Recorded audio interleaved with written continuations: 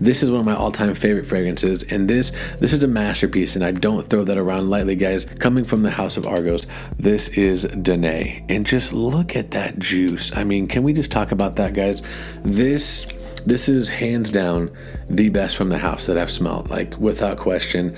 Absolutely love this stuff, guys. Absolutely beautiful, divine, amazing. This is going to be a creamy, woody, just smooth, silky kind of a fragrance. It does have a little bit of bergamot and Sicilian lemon up top, so it's not going to be like a citrus fragrance, but it does give it a light kind of attribute to it in the opening. But then as it dries down, you get this beautiful cashmere wood, there's cedar wood, there's I believe guaiac wood in here as well, and then there's sandalwood.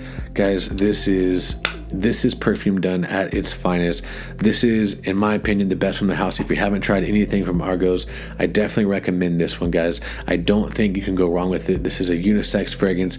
Doesn't lean, super masculine or feminine. I think it really does ride that line very well. This is a standout fragrance, and this deserves to be worn in the fall time of this year. Argos Danae had to make this list.